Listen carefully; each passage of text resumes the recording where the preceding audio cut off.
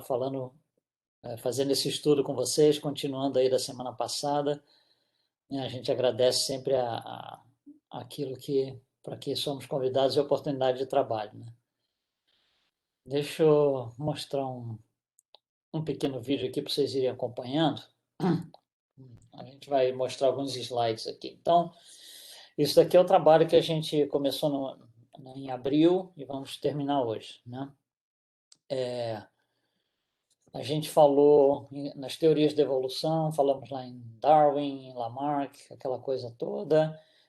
Tentamos esclarecer aonde o Espiritismo se enquadra com essas teorias, como nós nos alinhamos ou não, né? E só para relembrar, essas teorias são essencialmente materialistas. Então, o Espiritismo estuda a evolução do princípio inteligente, que é uma coisa que está pelo menos um plano acima do plano material.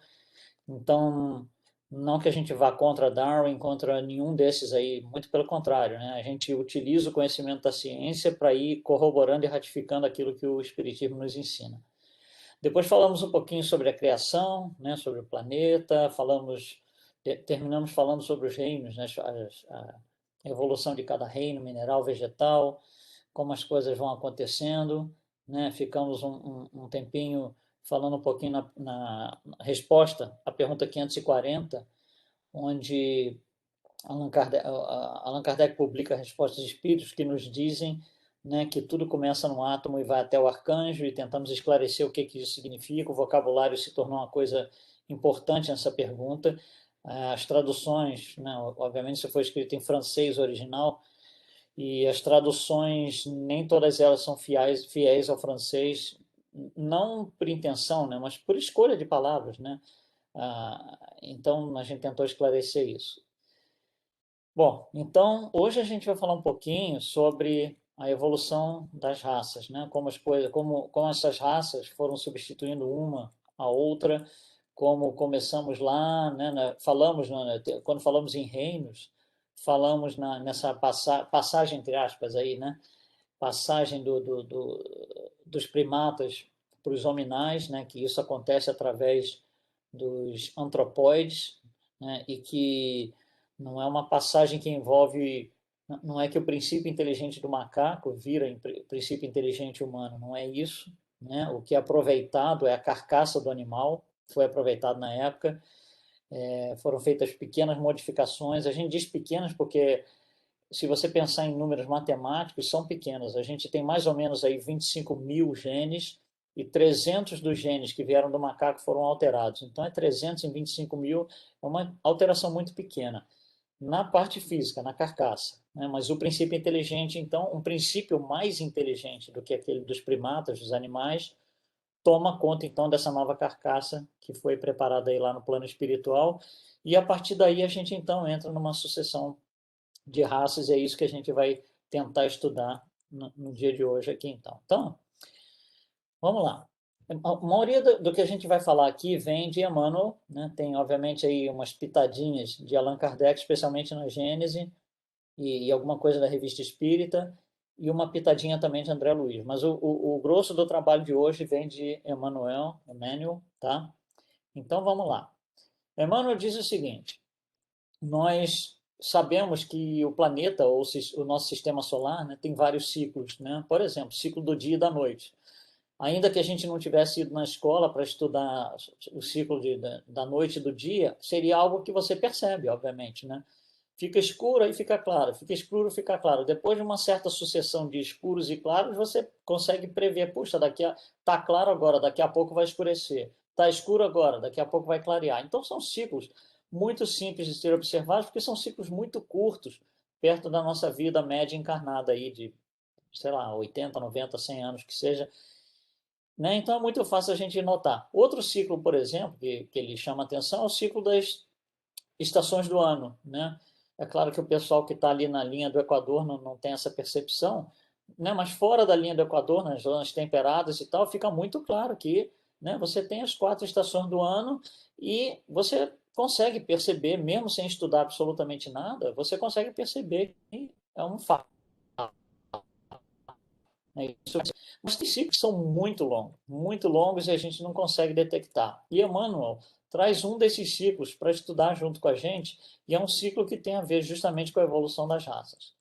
Então ele diz para a gente o seguinte: existe um ciclo que dura 520 mil anos. E esse ciclo ele divide em duas metades, de 260 mil anos.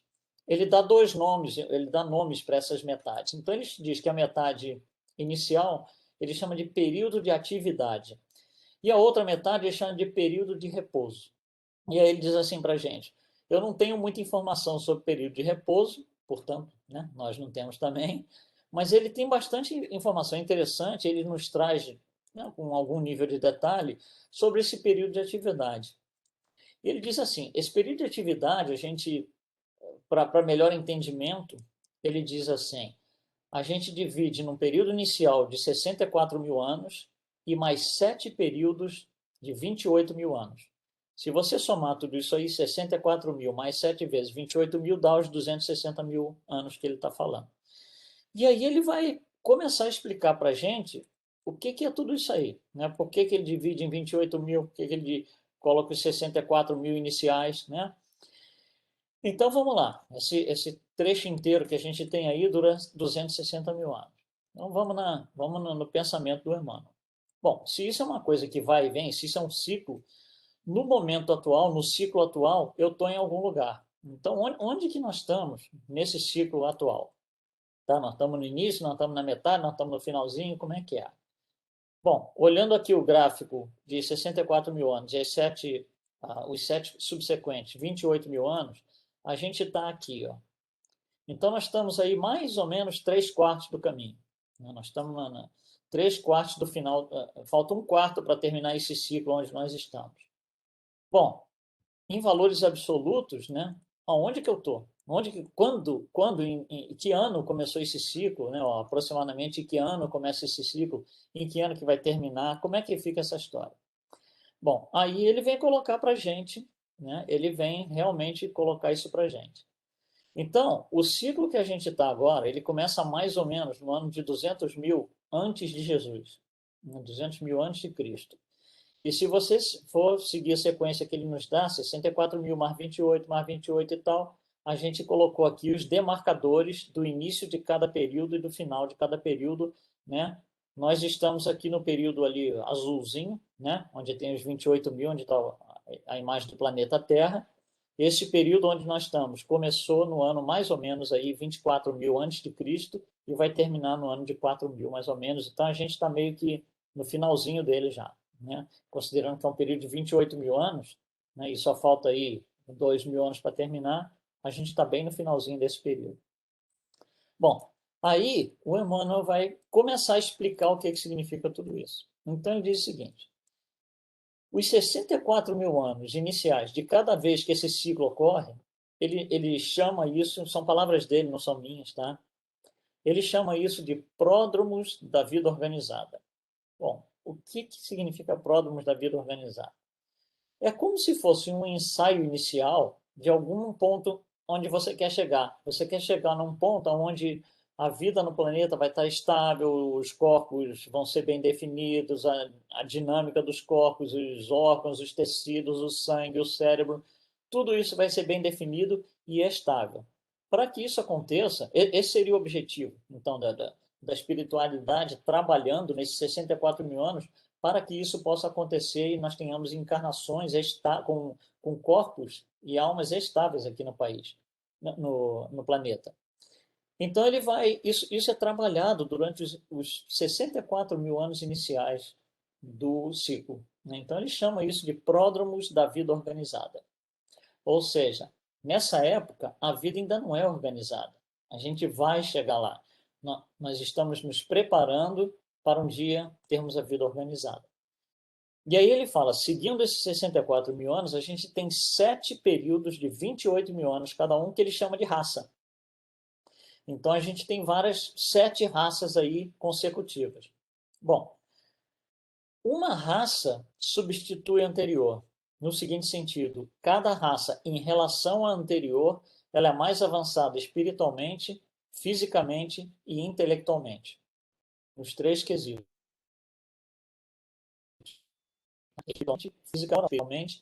Fisicamente e intelectualmente. Então, as raças vão substituindo as raças anteriores e, do modo geral, a humanidade vai melhorando intelectualmente, fisicamente e moralmente e espiritualmente. Tá legal? Bom, então, vamos lá para o início do ciclo. 200 mil anos atrás. Né? Sabemos até aí, corroborado pela própria ciência, né? Com todas as dificuldades que se tem em se obter essas informações, mas já sabemos de uma forma bem categorizada, eu diria, vindo da ciência, que nessa época nós temos, né, no planeta as encarnações, ou a vida, né, viveram os homens de Neandertal, que são os primeiros Homo sapiens. Né? Então, antes disso, a gente tinha outro tipo digamos assim, de homem na Terra, de organismo na Terra, que não eram ainda Homo sapiens. A gente vai falar disso lá no final um pouquinho. Então, esse Homo sapiens aparece na forma do que hoje a ciência chama de o homem de Neandertal. Existem vários estudos científicos, acadêmicos, inclusive, muito profundos, muito interessantes, antropologia, envolve aí geologia, uma coisa, um estudo muito bonito, muito profundo. O que a gente percebe é que todos esses estudos, quanto mais a gente estuda, mais a gente se aproxima do que o Espiritismo está nos falando aí há tantos, né, pelo menos 70, 80 anos. É muito interessante a maneira com que a gente vai vendo essas descobertas. Agora descobrimos isso, né? A gente vê aí na televisão de vez em quando, descobrimos uma ossada em tal lugar do planeta, descobrimos tal civilização, descobrimos não sei o que estava soterrado. Tudo isso ajuda você a compor, né, uma imagem do que, ou pelo menos dar uma direção de como as coisas aconteceram. E a ciência está atrás disso, corroborando aí o que o Espiritismo já nos fala há tanto tempo. Então, voltando aqui. Há 200 mil anos aparece, logo depois dos antropóides, né, os homens de Neandertal. Bom, esse homem de Neandertal, né, passa aí pelos primeiros 64 mil anos de pródromos da vida organizada e aí começamos a entrar nas raças. Uma coisa interessante para a gente notar, essa figura a gente mostrou da última vez, né, andando aqui da esquerda para a direita. Na primeira esquerda lá, a gente tem, aliás, os quatro primeiros da esquerda, os quatro primeiros antropóides aí da esquerda, são chamados de australopitecos. Esses australopitecos, né, são muito mais primitivos do que o Homo sapiens. Né? Você vê que o Homo, que é o Homo habilis, começa ali no meio, é o quinto da fileira da esquerda para a direita. Então, os quatro primeiros não é nem Homo, como a gente conhece hoje, né? A denominação que a ciência nos deu, né? Homo só começa lá depois do Homo habilis. Né? Aí vem o Erectus, o Homo sapiens, aí que vem o Neandertal. Né? Então, você está numa faixa de transição ali, de antropóides, cada um melhor do que o outro, até a gente chegar no que a gente consideraria o humano na sua integridade. Tá? Então, que é o Neandertal aí. Então, vamos lá. Essa linha que a gente colocou aqui seria mais ou menos a linha, né, aí entre a divisória do que seria o final dos antropóides. Não dá para a gente colocar uma coisa preta no branco, obviamente, né, uma faixa aí, mas seria mais ou menos em torno do surgimento do Homo sapiens, que hoje, né, a ciência caracteriza ou chama de Homo sapiens arcaico, porque o Neandertal é mais evoluído do que ele. Bom, então vamos lá. Vamos varrer um pouquinho esse gráfico aqui para a gente começar a ver o que acontece. Emmanuel nos diz o seguinte: depois dos pródromos, dos ensaios iniciais de 64 mil, aparece a primeira raça. Ele não nos fala nada sobre a primeira raça, também não nos fala muito sobre a segunda raça. Então, a segunda raça termina aí mais ou menos no ano de 80 mil antes de Cristo, e aí a gente vai para a terceira raça, onde ele já começa a nos dar informação. E a primeira informação que ele nos coloca é: essa raça é chamada de lemuriana, né? E a gente tem aí vários estudos, né, da ciência, inclusive, sobre a Lemúria, né? Que a ciência, a antropologia, né, é muito ligada nisso, porque é a coisa mais antiga que a gente tem concreta em termos de ciência, em termos de material, né? E Emmanuel coloca o seguinte: depois de passar esse período inicial, somente na raça lemuriana, então olha só, passaram-se duas raças inteiras, sem, entre aspas, aí, muita coisa acontecer, muita coisa né? Pode ter coisa acontecendo no plano espiritual para que a gente consiga chegar na terceira raça lemuriana. E essa raça tem uma característica muito interessante. A espiritualidade superior chega na estabilização da forma do corpo e da alma. Olha que interessante. Vamos tentar entender o que é isso aqui. Estabilização da forma. A forma, o que é? É um perispírito, né? É a forma, né? A forma que a gente vai usar para plasmar o nosso corpo aqui. Estabilização do corpo, ou seja, a partir desse ponto a gente vai ter um corpo mais definido, a gente está saindo lá dos macacos, dos macacoides que tem o braço para frente, né? São curvados ainda, a gente está começando a sair disso daí, né? E da alma, ou seja, como é que essa alma, como é que esse espírito encarnante ou encarnado vai operar esse corpo?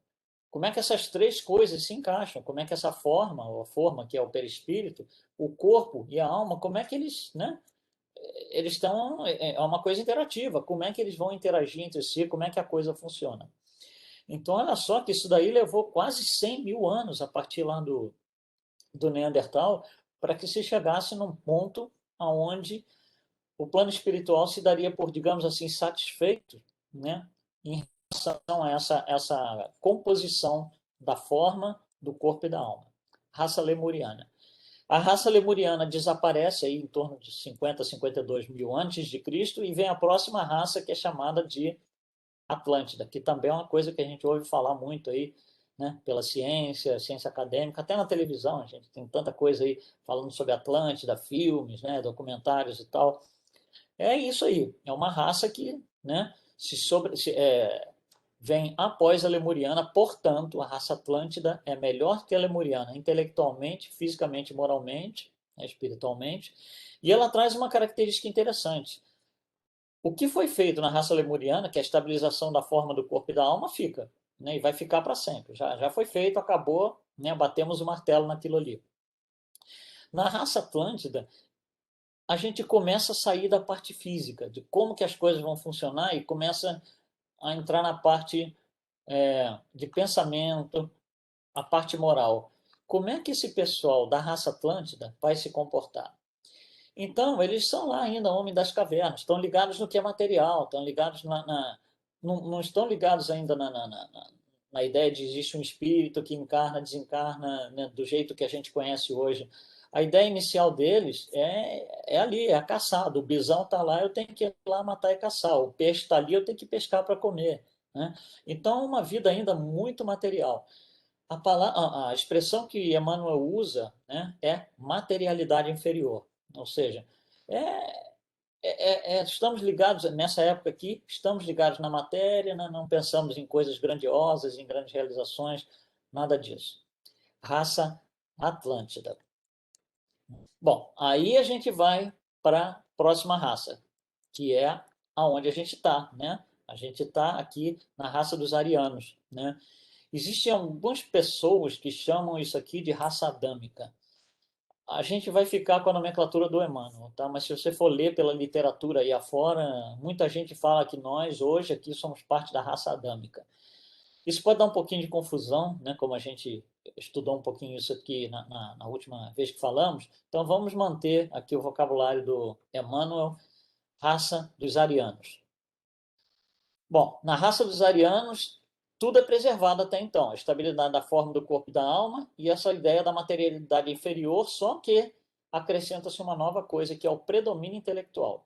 Ou seja, na materialidade inferior tem muito pouco de estratégia. Por exemplo, como é que eu vou fazer, como é que eu vou, né? Como é que eu vou pensar, como é que eu vou me comportar.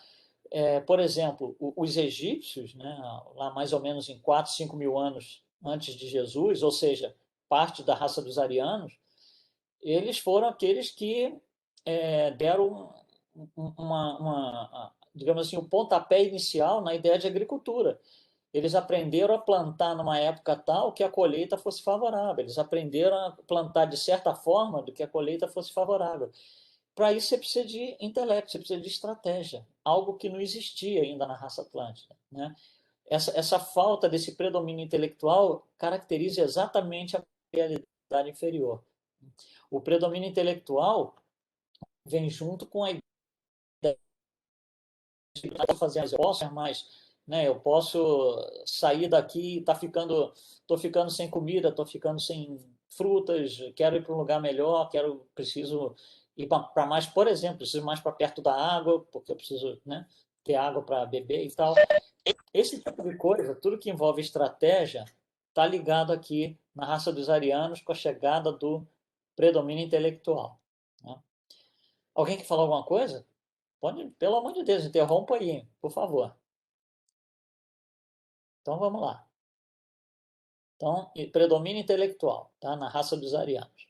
Bom, depois disso, nós vamos ter mais duas raças, né? Uma que vai aí do ano 4000 até o 32.000 e a última raça que encerra o período no ano de 60.000 depois de Jesus, obviamente. Então, Emmanuel nos explica dessa forma aqui, como é que é essa coisa da sucessão das raças. Bom, isso é uma coisa conceitual. Agora vamos tentar fazer uma coisa um pouco mais detalhada. Como é que isso aconteceu na superfície do planeta? Né? Vamos tentar discutir isso daí um pouquinho. Antes da gente discutir, né, eu quero mostrar uma coisa. O que, que aconteceu, por exemplo, antes da raça dos arianos? Porque a raça dos arianos ela é muito mais avançada do que os outros. Aconteceu uma coisa muito interessante. Da mesma maneira que os Neandertal trouxeram encarnaram em carcaça melhor do que as carcaças anteriores, que ainda eram antropóides, houve uma mudança de DNA. Houve uma mudança de DNA. Essa mudança de DNA ocorreu mais ou menos no ano de 25, um pouquinho antes da raça dos arianos começar. 25, 26, 27, 28 mil antes de Cristo. O que, que aconteceu ali? Para você trazer um princípio mais inteligente, você precisa de uma carcaça menor. Seria assim um desperdício você pegar um piloto de Fórmula 1 e dizer para ele assim, olha, está aqui o seu Fusquinha, você pode andar nessa rua, mas você está limitado a 40 quilômetros por hora. Né? É um desperdício, porque aquele piloto ele tem condição de fazer muito mais, ele tem condição de colocar um carro a 300 quilômetros por hora. Então, a carcaça limitaria o piloto. Se a gente quer desenvolver moralmente, né, o planeta, se a gente quer desenvolver intelectualmente e fisicamente, inclusive, o planeta, a gente tem que ter uma carcaça melhor, mas a gente precisa de um princípio inteligente mais inteligente do que o Neandertal que está na superfície do planeta. E aí aparece uma carcaça diferente, aparece um DNA diferente que é chamado de Cro-Magnon. Esse Cro-Magnon vai receber princípios inteligentes mais inteligentes. E da onde vão vir esses princípios mais inteligentes se o que a gente tem no planeta são os Neandertal? E isso é o melhor que a gente tem. A gente vai importar os espíritos. Nós vamos trazer espíritos melhores, mais avançados do que nós, fisicamente, moralmente, intelectualmente, para encarnar, né, e operar, digamos assim, essas novas carcaças Cro-Magnon. E da onde que eu vou trazer esses espíritos?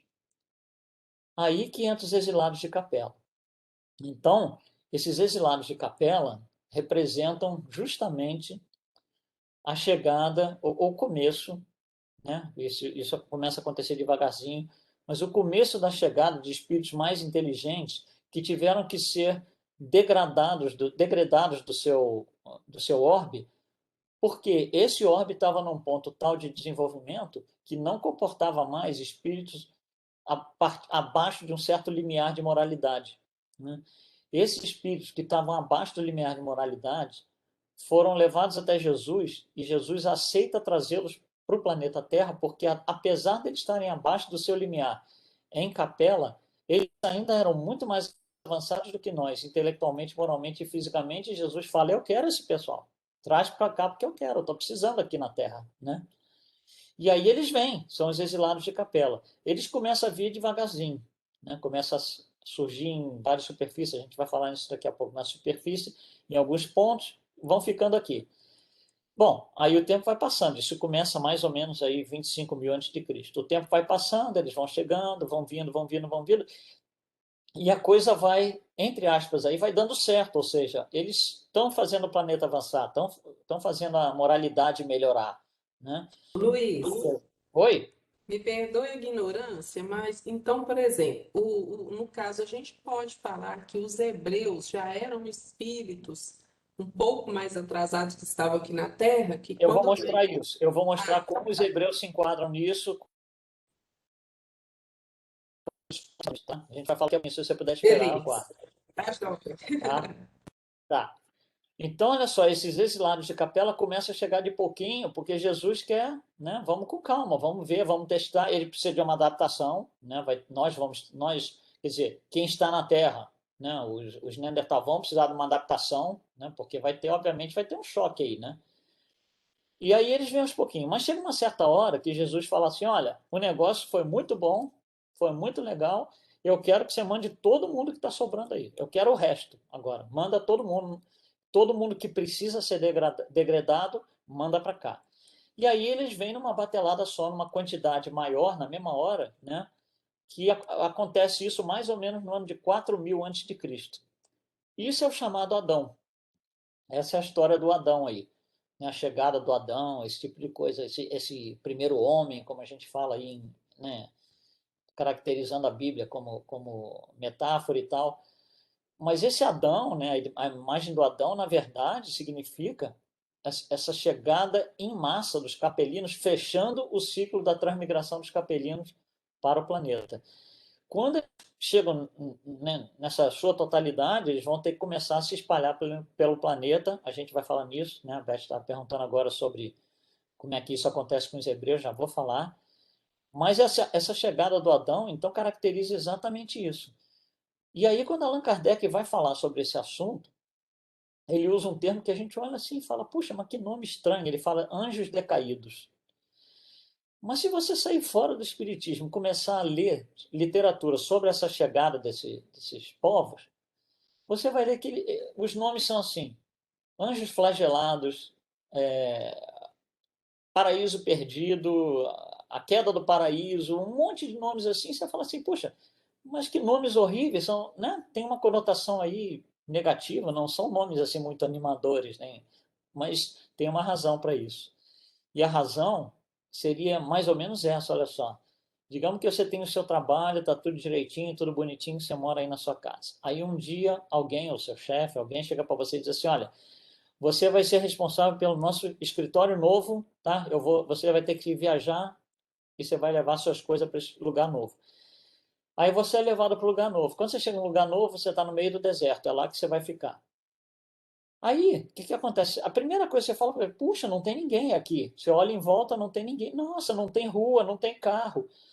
E aí começa a falar, não tem isso, não tem aquilo, até que você vai chegar no mais básico, que é assim, gente, não tem nenhum banheiro decente, eu não tenho como tomar banho.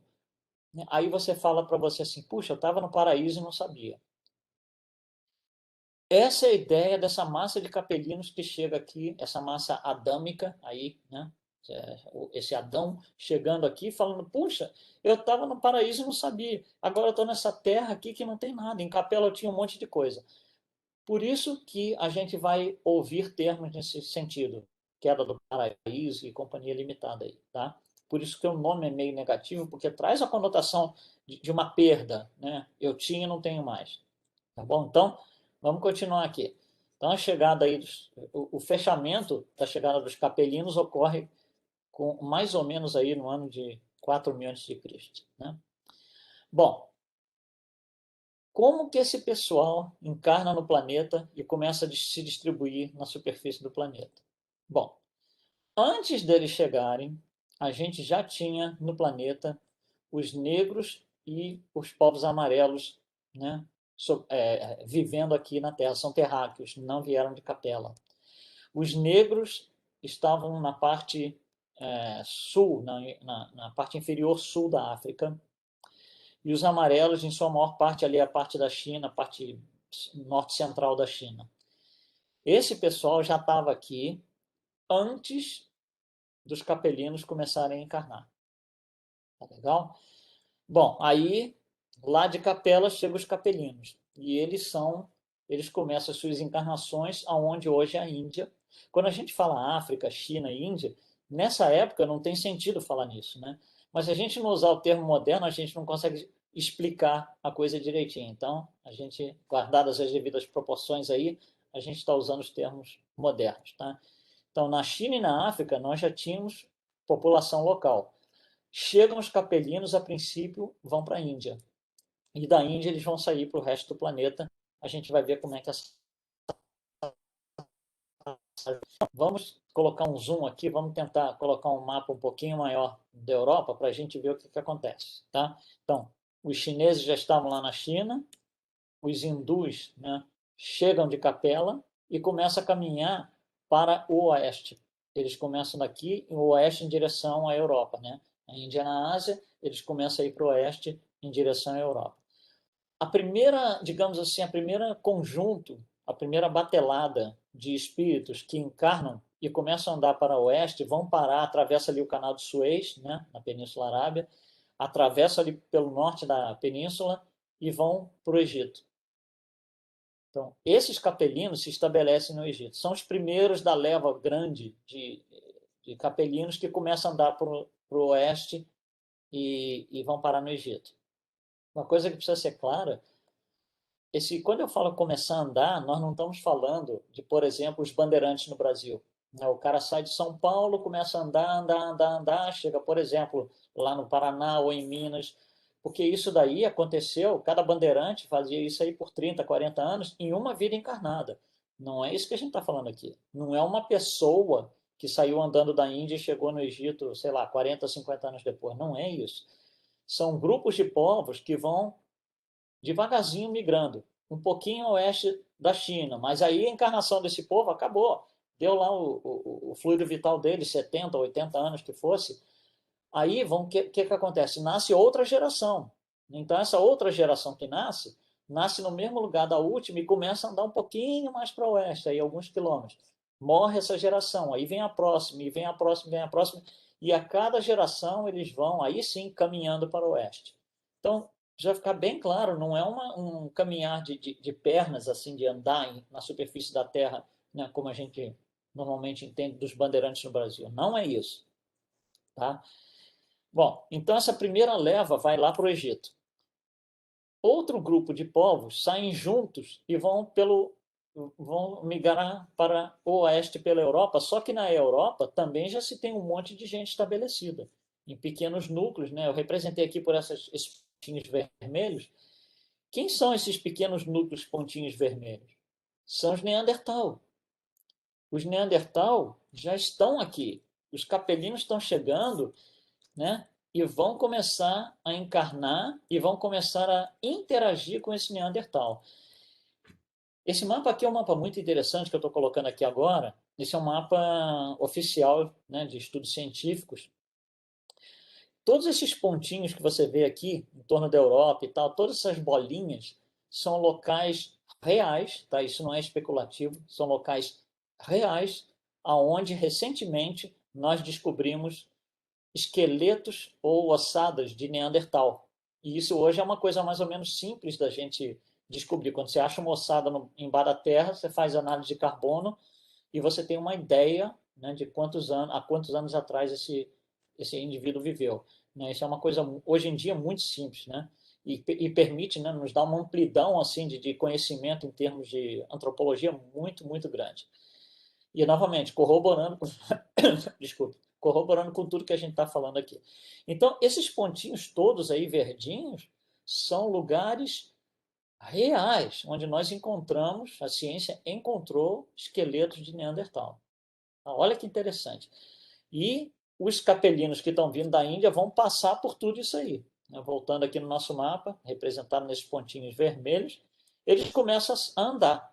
Novamente, não é o andar de perna, de bandeirante, é esse andar que a gente explicou, né? As encarnações vão acontecendo uma após a outra, uma geração após a outra, cada uma um pouquinho mais a oeste da anterior. Então eles vão se dividindo, vão se espalhando aí quando ultrapassam a Istambul, né, que aí entra no que hoje a gente conhece como Europa, eles começam a se espalhar. Uns vão para o norte, outros vão lá para o oeste, né, Itália, Grécia e tal, começam a se espalhar. E aí começam a brigar. Porque, olha só, esse pessoal o tempo inteiro, lembra que eles são degradados, eles não, né, eles têm problema de moral, eles não são ainda anjos, não são espíritos evoluídos. Tanto é que eles tiveram que vir para cá. Então, eles saem mundo afora brigando. É como se, por exemplo, alguém falasse assim: olha, sai por aí onde você quiser assentar a sua terra, você assenta. Aí eu vou Vem alguém atrás de mim e começa a implicar comigo. Não, mas eu quero aqui porque você está aqui. Mas tem ali do lado, mas eu quero o seu. Entende esse tipo de coisa? Essas brigas começam a acontecer entre eles, capelinos, que estão migrando, e na interação deles com os Neandertal que já estavam habitando aqueles vários pontos que a gente mostrou no mapa. Então é briga atrás de briga atrás de briga. É só pancadaria, por assim dizer, né? Com muita dificuldade. A pancadaria vai até mais ou menos esse minuto que a gente está falando. Não acabou. A pancadaria não acabou. A gente está brigando até hoje. Todos os povos ali estão brigando até hoje. Olha como o negócio é complicado, né? Moralmente. Bom, então vamos lá. A gente vai, esse pessoal vai andando para a esquerda aqui, para o oeste, e começa a delinear alguns povos.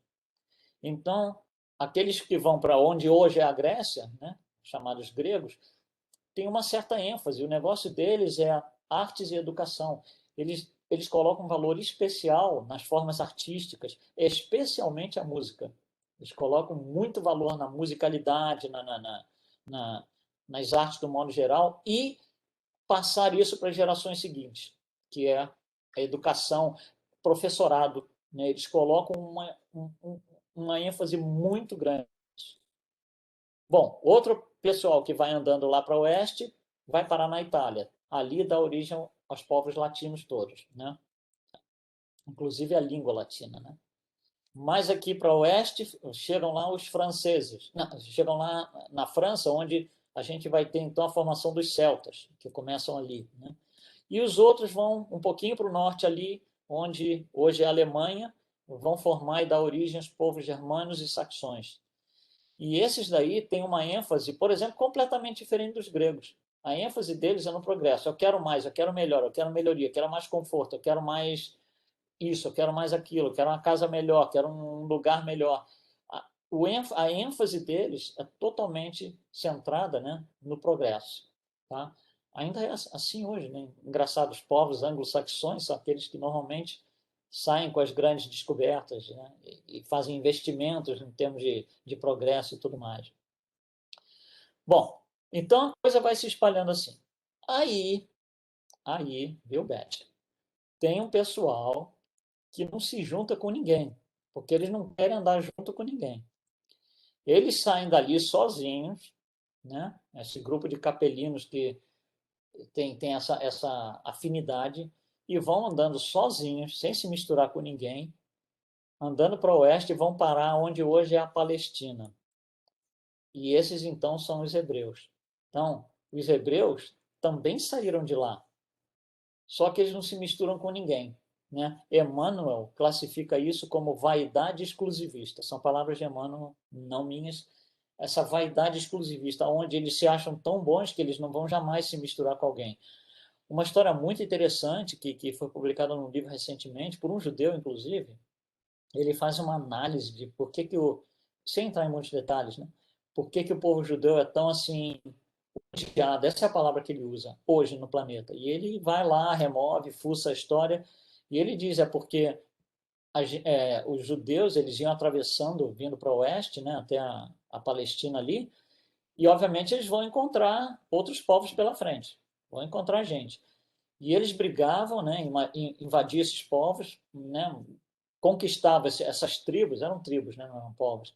Eles iam conquistando essas tribos, mas quando eles matavam, por exemplo, todos os homens da tribo, que eles, entre aspas, aí, ganhavam a guerra ou ganhavam a batalha, o que eles faziam com as mulheres e os filhos, eles matavam.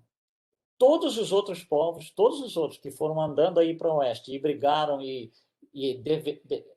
derrotaram seus adversários, eles herdavam as mulheres e os filhos e criavam os filhos e casavam com as mulheres. Os judeus não, porque eles não se misturavam. Né? Se eles derrotavam algum povo e tal, esse povo não serve, é lixo, a gente tira eles do caminho, joga fora, mata todo mundo e continua a caminhada. Então, o livro é centrado nisso. Por que, né, a gente ficou com essa restrição em relação aos judeus? Bom, voltando aqui à história. Isso aí foi só um parênteses, gente. Então, os judeus, eles também são parte dessa história toda, só que eles estão, né, desgrudados. Eles conversa com ele. E assim vão por ali, vão lá para o norte, onde hoje é o Irã, né? Ali, o Irã quase na Síria, voltam para o sul, né? Passam por dentro do deserto da Arábia ali, né? Ali a gente vai encontrar o Monte Sinai com Moisés e tudo mais, vem caminhando, até chegar onde hoje é a Palestina. Então existe ali essa vaidade exclusivista. É uma característica muito, assim, digamos assim, evidente na população dessa época daí, tá bom? Bom, então, vou tentar fazer um resumo das coisas aqui. A gente já tinha os negros e os povos amarelos no planeta. Chegam de Capela, né, 4 povos que vêm dali: os arianos, os hebreus, os egípcios e os que ficam na Índia, que são os hindus. Cada um desses povos tem características bem definidas. A gente falou algumas aqui. Vamos tentar resumir tudo isso, tá? Para a gente começar a ir para um fechamento aqui. Então, os egípcios que vão ali para a África, eles saem antes de todos os outros, né? Bom, de todos aqueles que têm débitos morais, e todos têm, por isso que eles foram transmigrados para cá, os egípcios são os que têm menor quantidade de débitos morais, ou seja, dos piores, eles eram os melhores, por assim dizer, usando um vocabulário mais moderno. E quando chega lá no Egito, eles têm toda a sua intelectualidade avançada, né? Muito mais avançada do que o que existia no planeta com os Neandertal, eles começam a colocar em prática tudo isso. E, porque eles eram os mais avançados, foi o povo que teve maior facilidade de refazer o seu padrão moral, voltar ao padrão moral que fosse compatível com o mínimo em Capela. E aí eles são, né, agraciados com a volta a casa. Eles voltam para a pátria espiritual, que é a Capela. E nessa volta, eles não deixam traços, né? Então, a ciência, quando pesquisa isso, antropologia e tal, fica um monte de perguntas, e fica um monte do que a gente chama de elos perdidos, né? Ficam perguntas como é que esse pessoal construiu pirâmide? Como é que esse pessoal construiu esfinge? Como é que esse pessoal fez isso, fez aquilo, né? Da onde veio a ideia de planejar e projetar os sistemas agriculturais do jeito que eles fizeram, sem recurso nenhum, há 4.000 anos antes de Jesus, né? São coisas interessantes, porque quando a gente vai tentar uma resposta pura e simplesmente no plano material, ficam esses elos perdidos. Então, acontece que eles eram realmente mais avançados, mas eles conseguiram se reabilitar moralmente, espiritualmente, e voltaram para casa, não deixaram os traços que a gente gostaria que eles tivessem deixado, que nos ajudariam a entender um monte de outras coisas. Né? Então, vamos lá. Bom, na Índia ficam os hindus, né? E esses hindus, eles trazem de berço, lá de Capela, as primeiras ideias de filosofia e religião. As primeiras ideias de filosofia, de conhecimento, de querer saber, vem disso daí. Só que parte desse grupo começa a se achar melhor do que os outros e começa a haver uma segregação muito grande, criam-se as castas, né? Que vão atravessar aí milhares de anos, né? Onde você tem diferenciação de indivíduos. Uns são melhores que os outros. Você começa a abrir diferenciação entre eles. Bom, esses são os hindus. Os arianos, que vão lá para o oeste da Europa, né, que é a parte que acabou ficando a parte mais desenvolvida da Europa, esses aí são os revoltadinhos. Esses são aqueles que acharam injusto serem exilados. Não gostaram de ser exilados, ficaram com essa ideia de vingança no coração, essa ideia essa revolta, né, no coração, e vão andando lá para o oeste, trazendo essa ideia de que eu não mereço estar aqui, não é para eu estar aqui, eu merecia estar, né, num lugar melhor, que era a Capela e tal, mas não conseguiram. Né?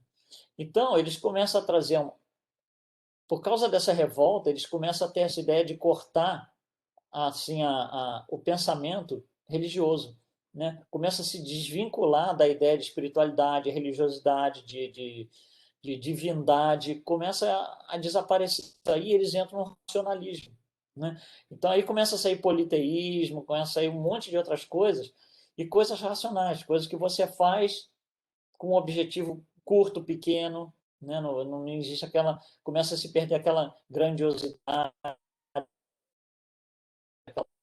mais pesada. Bom, esses povos todos que vêm andando aqui para a esquerda, que, né, são chamados de arianos, eles vão dar origem a vários outros povos depois, que a gente vê aqui no slide, os latinos, os celtas latinos na Itália, né, vimos agora há pouco, os celtas começam na Grécia, desculpe, na França, os gregos na Grécia, os germanos na Alemanha, e aí vai. Tem os eslavos e todos os outros que depois vão compor todas essas famílias indo-europeias. Todo esse pessoal veio caminhando, entre aspas, aí, lá da Índia, como capelinos exilados de capela.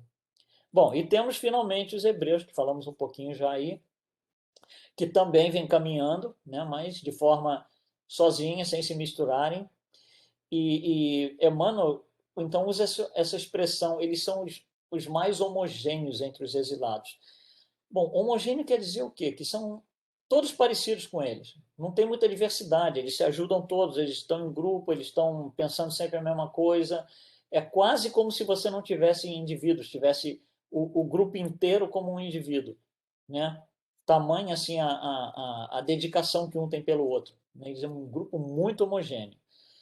E aí Emmanuel fala da história da vaidade exclusivista, né? E diz que eles têm uma vaidosa aristocracia espiritual. Então, que eles estão ali, né, promovendo vaidade e, né, e se achando especiais acima de tudo e todos, né, e não se misturam, como a gente já comentou agora há pouco, e entram aí num processo de segregação voluntária, ou seja, não me misturo, eu não quero misturar com ninguém. Né? Não, por, não por força das circunstâncias, mas por opção. Então, eu não me misturo, eu sou aqui sozinho, eu vou ficar no meu cantinho aqui, né? A gente não vai ter interação com povos nenhum, não vai ter miscigenação, que a palavra seria ideal, com outros povos nenhum. Tá? Então, assim, as coisas foram se distribuindo. Né? Tudo isso aí, como a gente falou lá no início, usando aí a documentação de Emmanuel e Gênese, pitadinhas de André Luiz aqui e ali. Tá? Bom, então, vamos voltar para essa história disso daqui que eu quero fechar com uma coisa interessante. Essa figura aqui a gente entendeu o que ela representa, né? Lá dos australopitecos do lado esquerdo, a gente chega até o homem moderno aqui, né? Bom, agora, quando nós nos olhamos do jeito que nós nos vemos hoje, e se a gente olhar para um Neandertal, né, baseado aí nas descobertas da ciência, nas evidências todas, a gente vai falar assim, peraí, eu não sou igual a esse cara. Eu não sou baixinho, eu não sou curvado, eu não tenho os braços para dentro, eu não sou totalmente peludo ainda, ou com muito pelo no corpo. Eu não sou igual a esse cara. Eu tenho um cérebro 4 vezes maior que o dele. Né? Então, teve realmente alguma mudança. Essa mudança foi a mudança de DNA que a gente falou, né? Mais ou menos no momento da chegada dos capelinos. O DNA que nós temos hoje, né? O DNA da população atual da Terra não é o mesmo dos Neandertal. É muito melhor, porque o princípio inteligente é melhor. Então, quando a gente olha o cérebro, por exemplo, nossa, ele é muito maior do que o do Neandertal.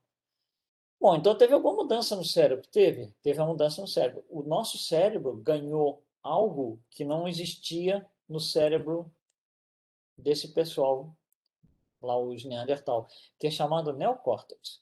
Bom, é com isso que eu quero fechar a ideia. O que é neocórtex? Se você pegar o cérebro, imaginar o cérebro, ele é uma massa, né? Um volume de células, é uma coisa material. Se pensar só no cérebro, é uma coisa material. Formado de camadas de células, como se fossem cebolas. Né? Então, você tem uma camada de célula, tem uma camada em cima, outra mais em cima. Né? São em camadas. O neocórtex é formado pelas 6 camadas superiores de células. Essas camadas não existem, por exemplo, nos animais, nos primatas. Né? Então, essas 6 camadas superiores são chamadas de neocórtex. Essas 6 camadas é que nos dão todas essas qualificações aqui, algumas delas, né? A ideia de percepção sensorial de cognição, coisa que os animais não têm, geração de comandos motores, noção de espacialidade, onde eu estou, o que eu estou fazendo aqui, né? Linguagem, fala. O objetivo nosso aqui nesse slide não é estudar estas coisas, mas é mencionar para saber quanto que nós avançamos em relação aos antecessores lá, os primatas e tudo mais.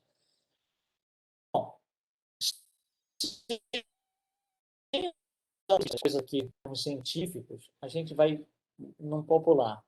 O neocórtex nos permite fazer aquilo que os animais não fazem. Por exemplo, olha só, vamos tentar fechar a ideia assim. Os animais sabem gritar? Por exemplo, o leão sabe rosnar lá, sabe. O cachorro sabe latir, sabe.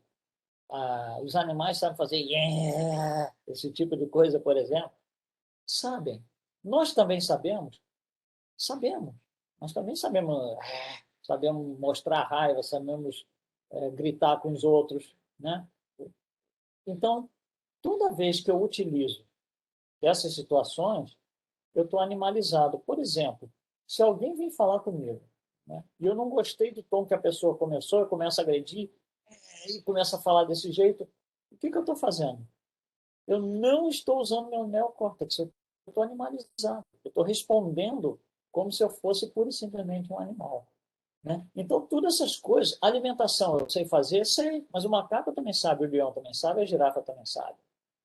Né? Respirar, eu sei, eles também sabem. E assim vai. Agora, tem coisas que eu sei e ele não sabe. Por exemplo, tocar piano, andar de bicicleta, dirigir um carro. Essas coisas eles não sabem. Para nós fazermos essas coisas, nós precisamos de neocórtex. Então, olha só, cada vez que nós reagimos às situações do mundo, do nosso dia a dia aí, com agressividade, rosnando, entre aspas aí, né? É para pegar a ideia, né? Rosnando, latindo, gritando. O que a gente está fazendo? A gente está negando a existência de um dom divino que nos foi dado, que é o neocórtex. Negar a vida é algo que a gente deveria estar fazendo? Não foi isso que Jesus ensinou, muito pelo contrário, muito pelo contrário. Nós devíamos estar agradecidos pela chegada desse neocórtex e utilizá-lo no máximo possível. Se eu conseguir utilizar o meu neocórtex o meu máximo possível, o que vai acontecer? Eu vou conseguir entender por que eu tenho que ter um padrão moral melhor, por que eu tenho que me comportar de certa forma, por que não adianta agredir, bater nos outros, por que não adianta, né, sair dando pancada em quem estiver na minha frente, porque essas coisas começam a não fazer sentido quando eu uso o neocórtex. Elas fazem sentido quando eu não uso o neocórtex.